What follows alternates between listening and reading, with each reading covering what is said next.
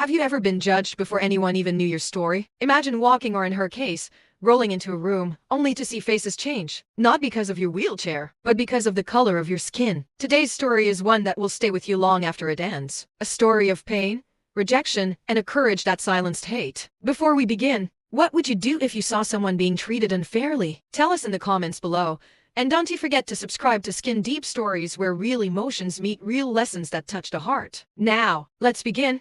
Her name was Amara, a brilliant young woman who dreamed of being a teacher. After a car accident at 16 left her in a wheelchair, she promised herself she wouldn't let it define her. She applied for teaching jobs all over the city, and finally, one school called her for an interview. When she arrived, children waved and smiled. But the adults? They froze. The principal's smile faded the moment Amara entered. Still, she stayed polite, hopeful, clutching her teaching portfolio.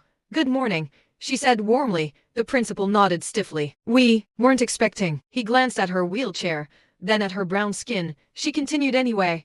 "I am passionate about helping children learn that their dreams matter, no matter who they are or where they come from." He smiled, but his words were knives. "We've already filled the position. You understand, right?" Amara left the office with tears she refused to let fall. Not because she was turned down, but because she saw another woman, lighter skinned, walking in right after her, being welcomed in with open arms. That night, she cried silently in her small apartment. All her degrees, her passion, her effort rejected, not for her wheelchair, but for her skin. Days turned into weeks. Then, one morning, her phone rang. A different school, one in a struggling neighborhood, offered her a job. They didn't ask what she looked like. They only asked, "Can you inspire kids?" And inspire she did. In months, her students, many from broken homes, began to dream again.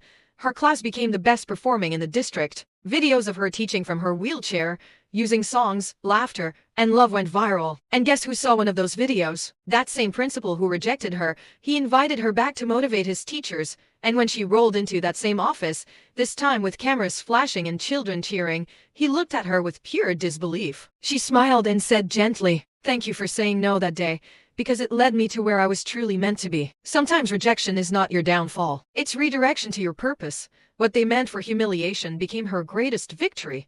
Because Amara wasn't just a teacher, she became a lesson herself. What did this story teach you? Share your thoughts in the comments below. And don't you forget to subscribe to Skin Deep Stories for more powerful, true-to-life stories that move the soul. Because here, every story reminds us that skin may differ, but the heart beats the same. A year later, the same school that rejected her, it was shut down for discrimination, and Amara was invited to lead diversity training for the entire district. The girl they tried to silence became the voice everyone listened to.